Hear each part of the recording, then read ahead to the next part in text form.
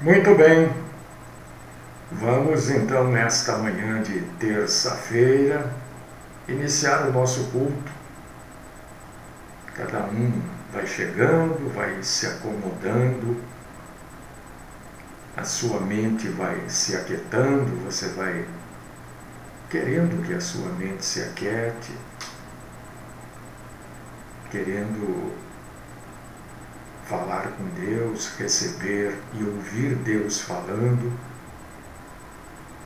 Senhor, nosso Deus, nosso Pai, eterno, justo e maravilhoso, e poderoso e grande, misericordioso, bom, Senhor da glória.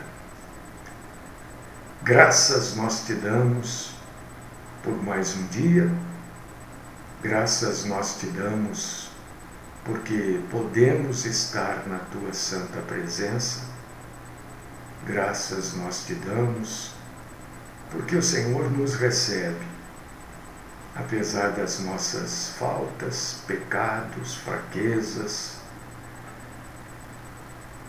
apesar de não conseguirmos fazer grande parte das coisas que desejamos, o Senhor nos recebe e nós te agradecemos e te glorificamos.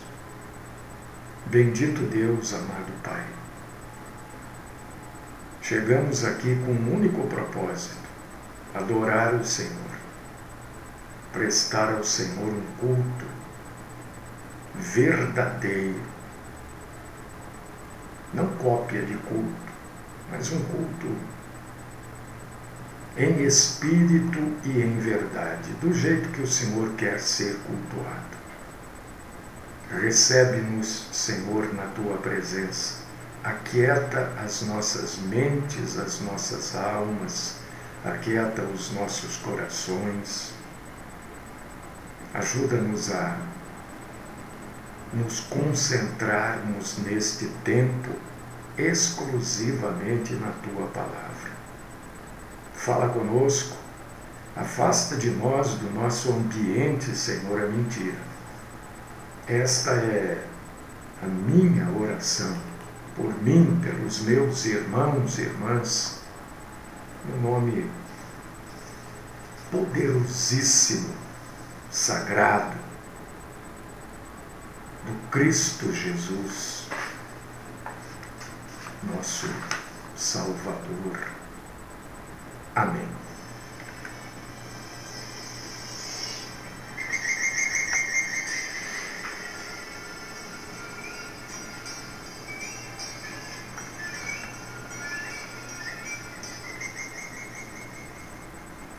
Hoje nós vamos falar de um assunto que você ouviu muito esse termo no ano passado.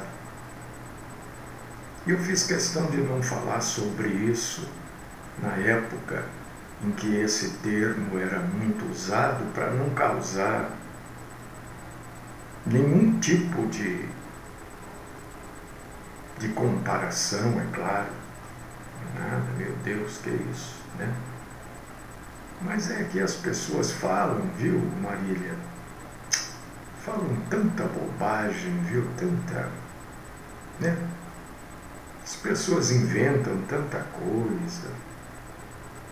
Enfim, hoje nós vamos falar disso e eu vou me esforçar aqui para esclarecer sobre este assunto. Não sei se vou conseguir, não sei, mas eu vou me esforçar.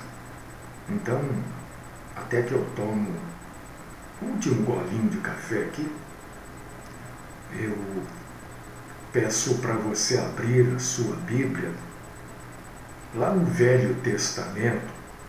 Olha, eu raramente prego o Velho Testamento, né?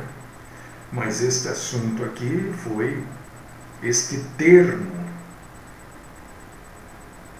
foi puxado de lá. E eu vou usar o que está escrito lá para falar sobre o assunto.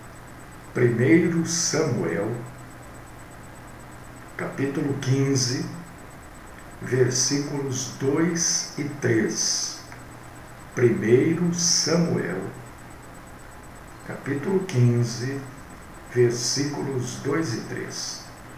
Abre, que nós vamos ler e vamos tentar entender. Nunca esquecendo, que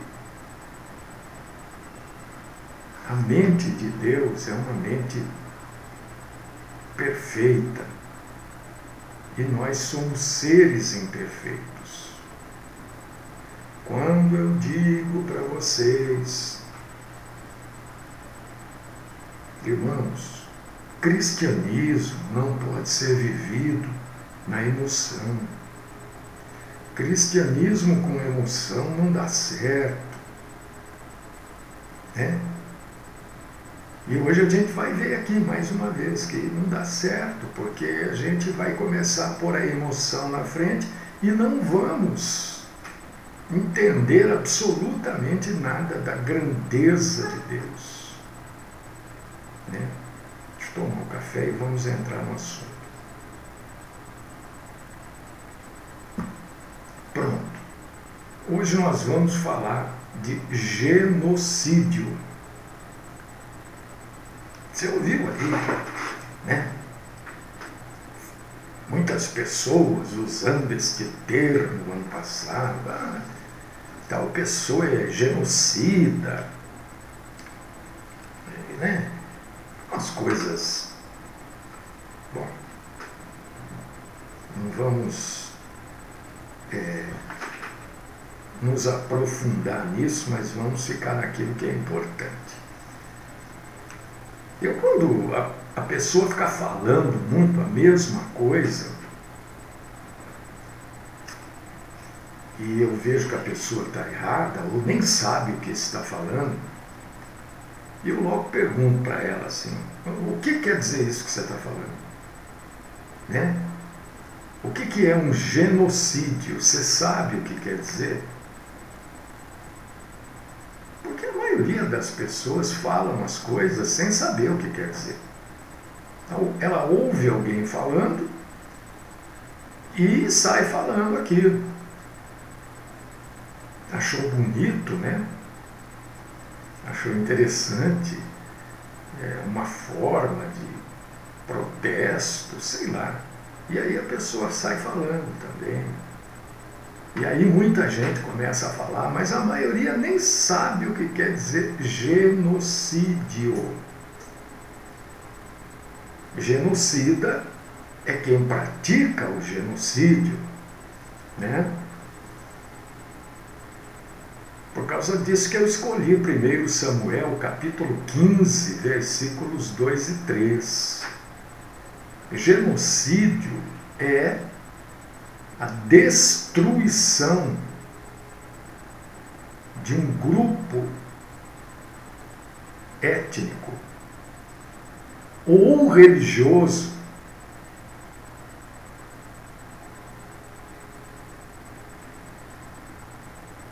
ou a destruição, o extermínio de uma comunidade, de um grupo, de um povo. Isso é genocídio. Foi o que, por exemplo, Hitler quis fazer com o povo judeu durante a Segunda Guerra Mundial. Foi um genocídio. Milhões de judeus foram exterminados. Você abriu sua Bíblia aí em 1 Samuel 15, 2 e 3? Aqui vai ser necessário a gente ler. Gostaria que você lesse comigo, se você puder. Senão você ouve aí, eu vou ler.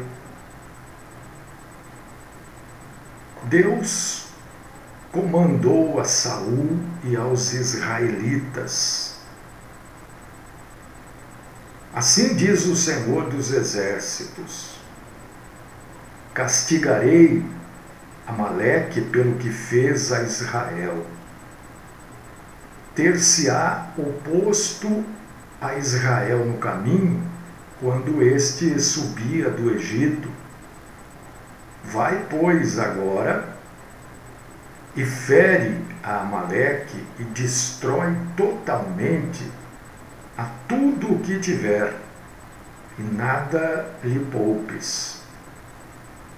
Porém matarás homem e mulher, meninos e crianças de peito, bois e ovelhas, camelos e jumentos. Acaba com tudo. Extermina aquele povo. Faz com aquele povo um genocídio. Aí, a gente lê aqui assim: matarás meninos e crianças de peito. Bebezinhos, né? Criança de peito é criança praticamente recém-nascida, né? Vai matar bebezinho, mas Deus falando isso para matar criança? Deus ordenou coisas muito parecidas com essa quando os israelitas estavam invadindo, né, buscando ocupar a terra prometida. Deus falou isso também. Então você abre sua Bíblia em Deuteronômio,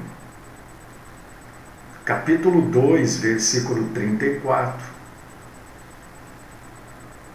Capítulo 3, versículo 6. E Deuteronômio, capítulo 20, versículos do 16 ao 18. Você vai ler coisas muito parecidas com essa. Agora, a pergunta fica, né? Por que Deus ordenou que os israelitas exterminassem esse povo, exterminassem esse grupo de pessoas, inclusive mulheres e crianças, né? Por que Deus fez isso? Olha, meu irmão amado, minha irmã amada, não é fácil a gente resolver esta questão. É um negócio difícil da gente dizer por que Deus ordenou isso.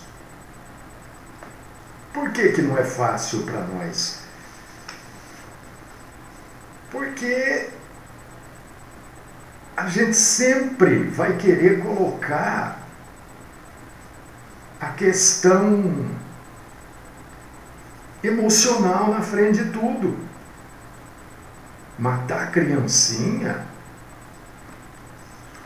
O que a gente não pode esquecer, né, e muita gente usa isso para combater a Bíblia, para combater Deus, né?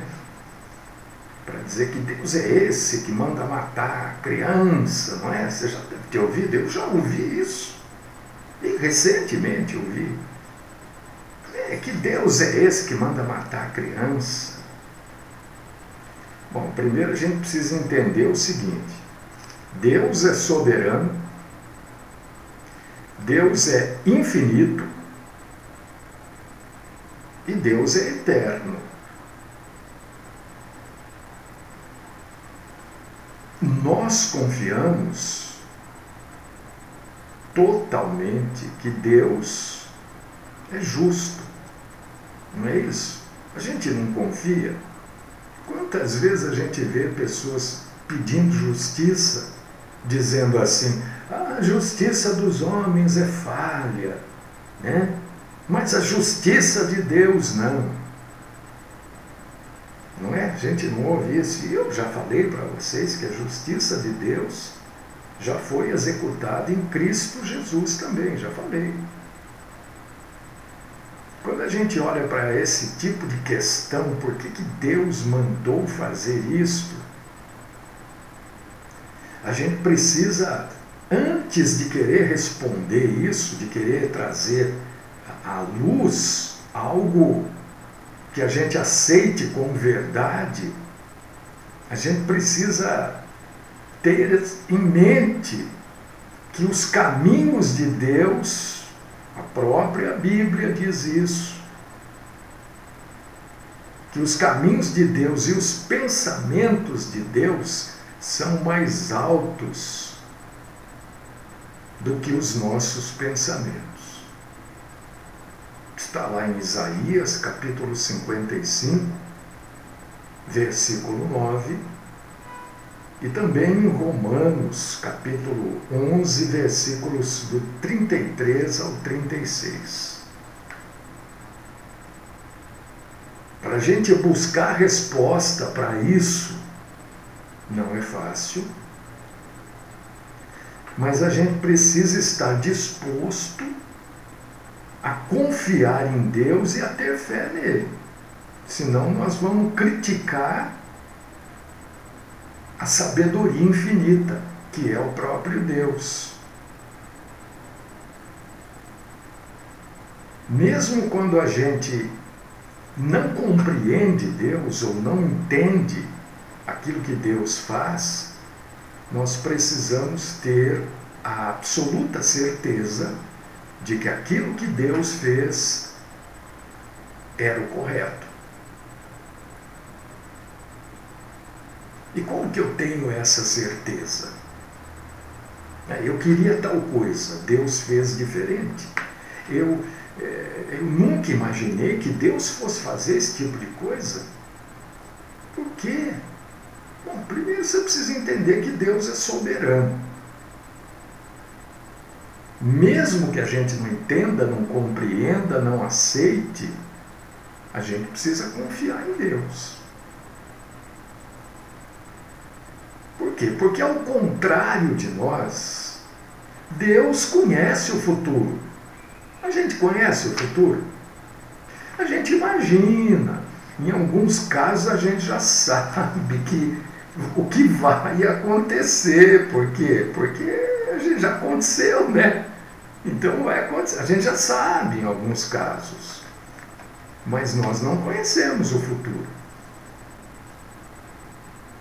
Deus, eu estou falando neste caso de genocídio, de Deus mandar matar homens, mulheres, crianças, bebezinhos.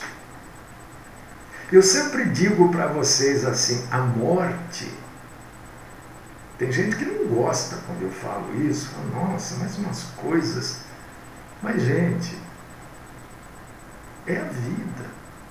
A morte é muito feia para quem vê a morte. Para quem morreu, aquilo não quer dizer nada, tudo aquilo. Agora, para quem está vendo a cena mortal, o evento da morte, e continua vivo, né? Aquilo é feio. Deus já sabia, por ele conhecer o futuro, ele já sabia quais seriam os resultados para a nação israelita se aquele povo não fosse completamente erradicado. Se Israel não cumprisse, e não cumpriu, né, totalmente a ordem de Deus, né, os amalequitas, num futuro muito breve, e foi exatamente o que aconteceu, este povo voltaria a incomodar os judeus. Saul, que recebeu esta ordem, falou para Deus que tinha matado todos os amalequitas, menos o rei, Agag. Você pode ler sobre isso aí mesmo, em 1 Samuel, capítulo 15, versículo 20. É claro que Saul mentiu. você continua lendo, você vê que 20 anos depois deste evento, né, já havia amalequitas em número suficiente para levar Davi e as suas famílias, e os seus homens, né, família dos seus homens, em cativeiro. Isso também se lê na Bíblia, em 1 Samuel, capítulo 30, versículos 1 e 2. Então, Saul mentiu. E você vê o motivo aqui pelo qual Deus determinou o extermínio daquele povo.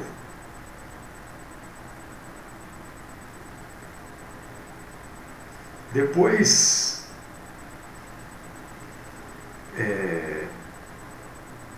os homens de Davi, né, atacaram os amalequitas e resgataram as suas famílias, mas 400 amalequitas escaparam.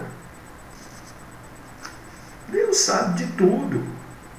Deus, quando faz as coisas, quando nega as coisas, ou quando dá as coisas, ou quando nos mostra o caminho a seguir, você vê, Deus mostrou o caminho para Saul. Qual que é o caminho? Extermina esse povo. Se você deixar esse povo... Saul, né, não matou todas as crianças, porque 20 anos depois, 2 décadas depois, aquelas crianças se transformaram em homens, guerreiros, e aprisionaram o povo israelita. Se Saul tivesse cumprido aquilo que Deus havia ordenado, isso nunca teria ocorrido. E se você continuar lendo o Velho Testamento, a gente aprende muita coisa no Velho Testamento. Você vai ver que algumas centenas de anos mais tarde, um descendente do rei Agag, do rei Amalequita, chamado Amã, tentou fazer com que o povo judeu fosse exterminado. E você lê isso lá no livro de Esther.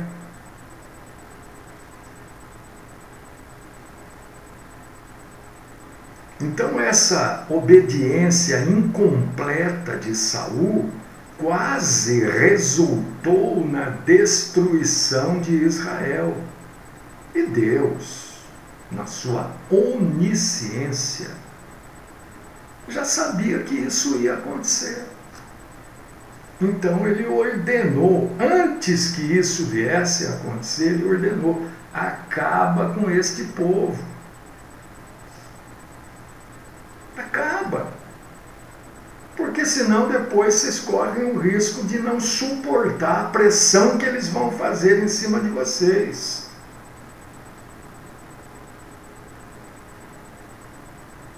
Você vai dizer que Deus foi genocida?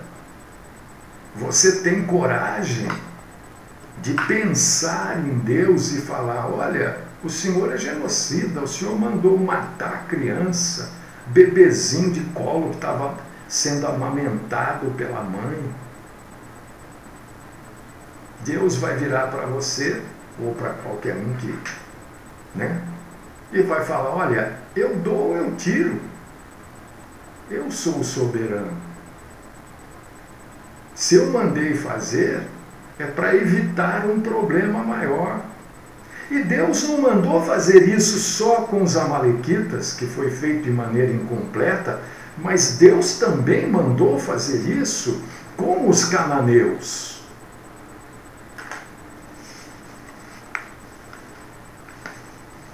E aí eu convido você para abrir em Deuteronômio, capítulo 20, versículos do 16 ao 18. Eu quero que você entenda isso. Porque a maldade de Hitler na Segunda Guerra Mundial era fundamentada numa suposição, numa teoria, ou em algumas teorias, né? Agora, a ordem de Deus era para preservar o seu povo, que ele manda fazer. Manda fazer com os amalequitas, foi feito de maneira incompleta, o povo israelita sofreu. E manda fazer com os cananeus. Deuteronômio, capítulo 20, versículos 16 ao 18. Contudo, nas cidades das nações que o Senhor, o seu Deus, lhes dá por herança, não deixem vivo nenhum ser que respira. Conforme a ordem do Senhor, o seu Deus, destruam totalmente os hititas, os amorreus, os cananeus, os ferezeus, os heveus e os jebuseus. Senão, eles os ensinarão a praticar todas as coisas repugnantes que fazem quando adoram os seus deuses. E vocês pecarão contra o Senhor seu Deus. Deus já conhecia a fraqueza do seu povo, assim como Deus conhece a nossa fraqueza. Por que Deus muitas vezes não quer a sua proximidade com o A, com o B, com o C? Porque aquelas pessoas vão ser nocivas para você, para a sua família, para a sua fé.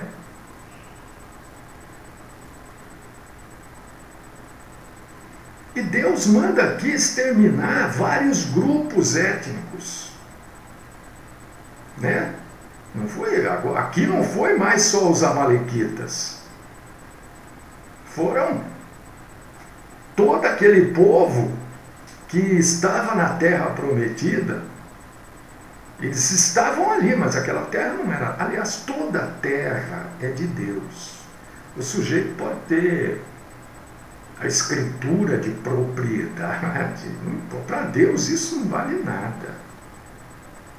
Toda a terra é de Deus. E a terra prometida estava sendo ocupada pelos hititas, pelos amorreus, cananeus, heteus, ferezeus, e vai por aí afora.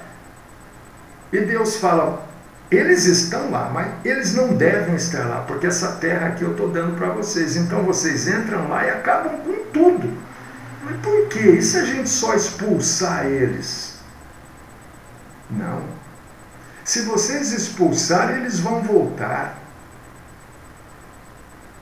Se vocês expulsarem os seus templos, os seus postes ídolos, a imagem dos deuses que eles adoram, os locais de adoração, tudo vai ficar em pé. E eles vão voltar e vão convencer vocês de que o Deus que vocês seguem é falso, que verdadeiro é o Deus deles.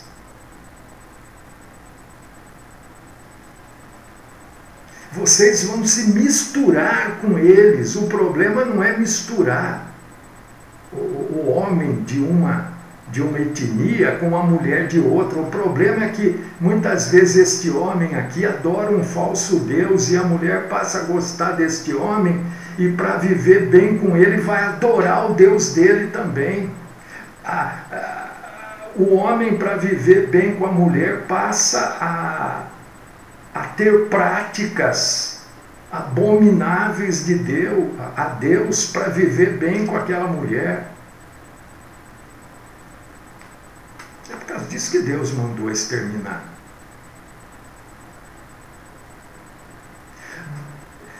Os israelitas também falharam nesta missão de exterminar esse povo todo aqui. E aconteceu exatamente o que Deus disse que aconteceria. E você lê isso na Bíblia. Então não é que Deus é genocida. Deus sabe exatamente o que tem que ser feito, porque Ele nos conhece. Se você ler Juízes, capítulo 2, versículos do 1 ao 3, se você ler 1 dos Reis, capítulo 11, versículo 5, capítulo 14, versículo 24, 2 dos Reis, capítulo 16, versículos 3 e 4, vocês vão ler o que eu estou falando, que aconteceu exatamente aquilo que Deus, quando mandou exterminar, né, os amalequitas e os cananeus, Deus estava tentando evitar isso para o seu povo. Deus não ordena, ou não ordenou no passado, o extermínio de homens, mulheres, animais, crianças, bebezinhos, porque Ele era cruel, porque Ele era genocida. Não, claro que não, é óbvio que não. Você acha que quem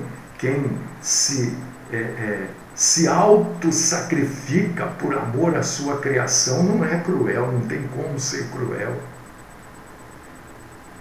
Mas Deus fez isso para evitar um mal ainda maior, e que esse mal iria ocorrer no futuro. Deus, na verdade, usou de bondade para o seu povo, para com o seu povo. A parte mais difícil, eu sei como é que é. É o comando de Deus. É quando Ele ordena para que matassem crianças. Não é?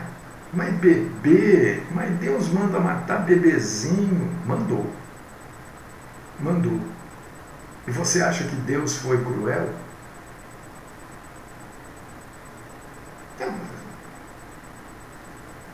É um direito que você tem de achar. Eu estou trazendo essa explanação bíblica para informar você, para você não ter informação errada, porque informação errada gera conceito errado, gera entendimento errado. Então, quando Deus, na sua infinita misericórdia, graça e compaixão, manda matar aquelas criancinhas, que eram as crianças eram geradas, né, por pais eram adoradores de espíritos malignos, faziam sacrifício de pessoas para esses deuses, até de bebês sacrificavam para esses deuses, e essas crianças que tinham seus pais ali, adoradores de demônios, enquanto elas eram bebezinhas, né, as crianças eram inocentes, não sabiam ainda o que estavam à espera delas neste mundo. E por serem inocentes e Deus ter ordenado a morte delas, essas crianças foram salvas. Elas eram inocentes. Salmo 51, verso 5, Salmo 58, verso 3. Essas crianças, a gente imagina, né? Porque era o caminho natural, essas crianças teriam crescido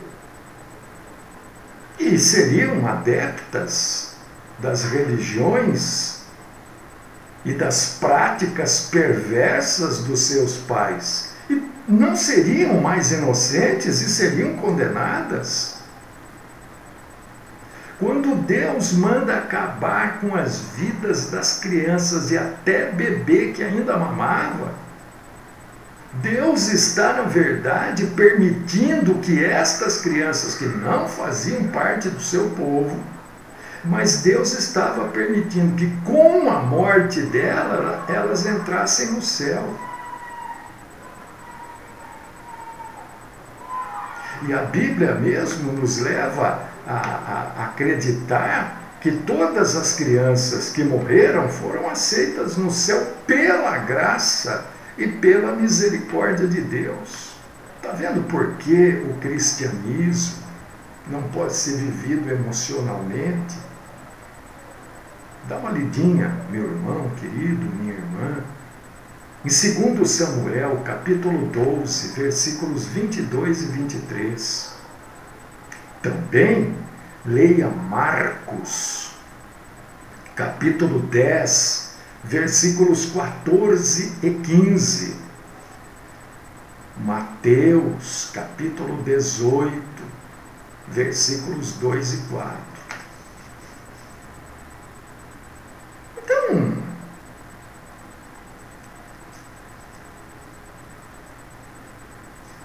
nós não podemos usar para Deus,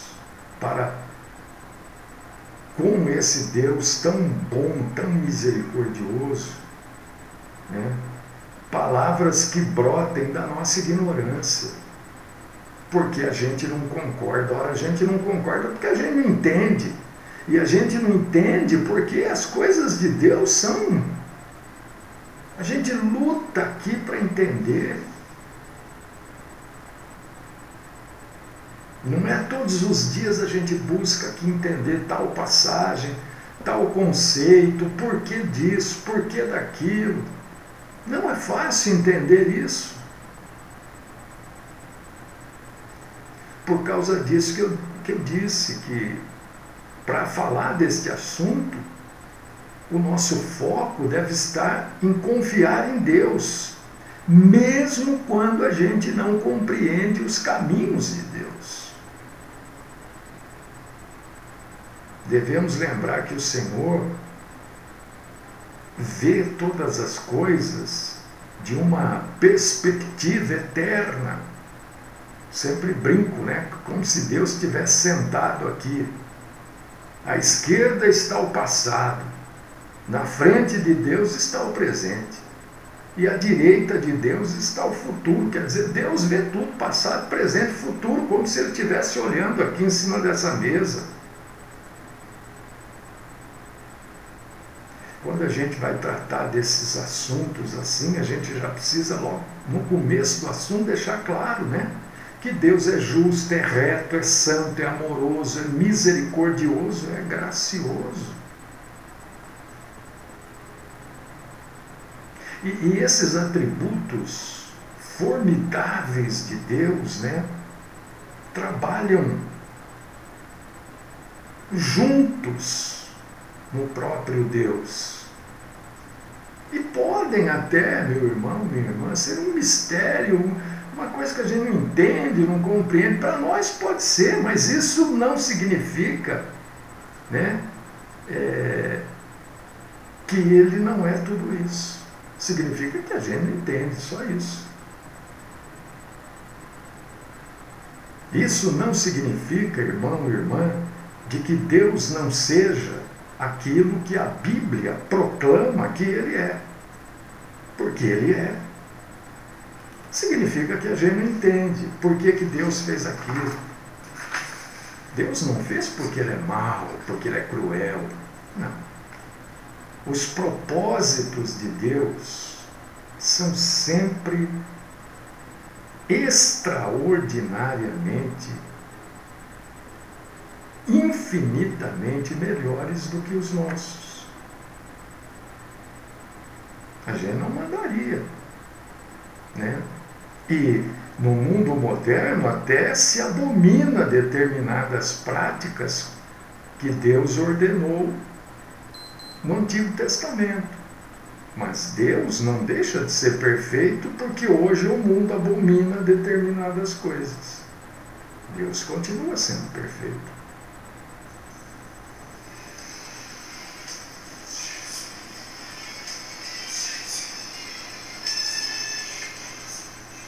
Deus querido, Pai Todo-Poderoso, nós queremos te agradecer, Senhor, porque a gente pôde mexer um pouquinho neste assunto.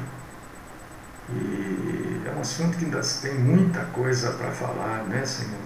Mas a gente pôde dar uma cavocadinha nisso e entender. Eu espero que tenhamos entendido um pouco mais da verdade, da grandeza de Deus. A intenção, pelo menos, foi essa, que a grandeza de Deus possa ter brilhado um pouco mais hoje nas nossas mentes. Continua, Senhor, falando conosco, continua nos instruindo, nos guiando pelo caminho da verdade.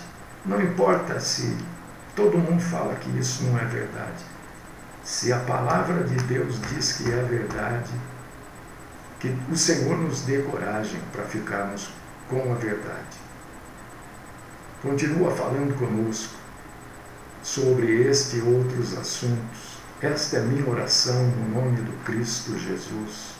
Amém.